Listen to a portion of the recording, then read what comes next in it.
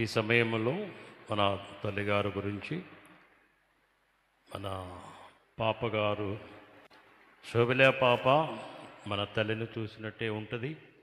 పాప మాట్లాడుతుందిగా తెలియచేస్తా ఉన్నా. అందరికీ మన్నత.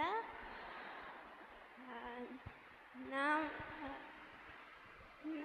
అమ్మ మీరందరితో చాలా సీరియస్గా ఉన్నా, మాతో చాలా జోయల్గా ఉండేవాళ్ళు.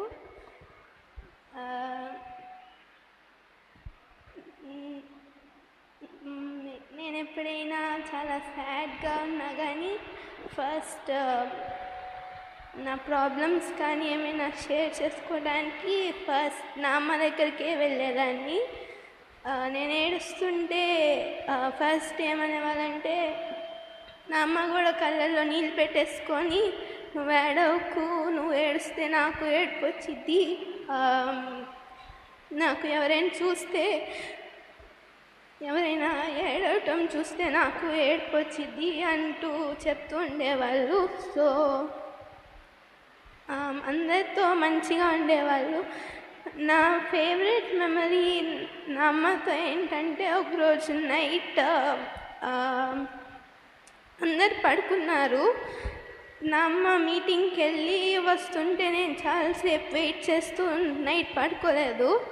నా అమ్మ వచ్చినాక నా అమ్మతో మాట్లాడుతూ ఉంటే, నా అమ్మ తిందాం రా అని తీసుకెళ్ళి నా అమ్మ అన్నం తింటున్నారు. నేను నా అమ్మ తింటుంటే చూసి నాకు తినాలనిపించి, ఒక ముద్ద పెట్టండి నా అమ్మ అన్నాను. అయితే పెట్టారు. నాకు చాలా నచ్చింది. ఆ రోజు రసం చేశారు ఇంట్లో, చాలా నచ్చి మేమిద్దరం కలిసి రసం మొత్తం తినేసాము. కొంచెం నా అమ్మకని వేరుగా పెట్టేవాళ్ళు, అది తినేసాము. ఇంకా మేమిద్దరం అది చూసి నవ్వుకున్నాం. చాలాసేపు నవ్వుకొని ఇంకా మొత్తం తినేసాము. చాలా బాగుంది కదా అనుకుంటా చాలాసేపు నవ్వుకున్నాం నైట్.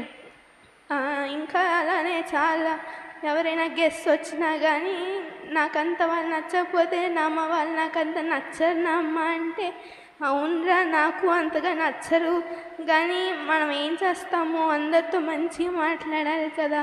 అట్లా అందరినీ మీరేమైనా ప్రేయర్ రిక్వెస్ట్ ఇస్తే కంపల్సరీ, మీరు ఎంత మర్చిపోయారేమో అనుకున్నా కానీ కంపల్సరీ మీ గురించి ప్రేయర్ చేస్తారు నా అమ్మ. మేము మర్చిపోతామేమో కానీ నా అమ్మ మటుకు మిమ్మల్ని అస్సలు మర్చిపోరు. మీరు వచ్చినా కానీ మిమ్మల్ని కంపల్సరీ గుర్తుపెట్టుకుంటారు. సో మీరెవ్వరూ బాధపడకండి. నా అమ్మ మీకోసం ఇంకా పవర్ఫుల్ ప్రేయర్స్ పైన నుంచి చేస్తూ ఉంటారు. మీరు ఇంకా నా అమ్మకి మీకేమైనా ప్రాబ్లమ్స్ ఉంటే చెప్తే ఇంకా దేవునితో ఇంకా క్లోజ్గా మాట్లాడతారు నా అమ్మ. సో మీరెవ్వరు బాధపడకండి. నా అమ్మ చాలా హ్యాపీగా ఉన్నారు, మనం కూడా చాలా హ్యాపీగా ఉండాలి. అందరికీ మన్నాక.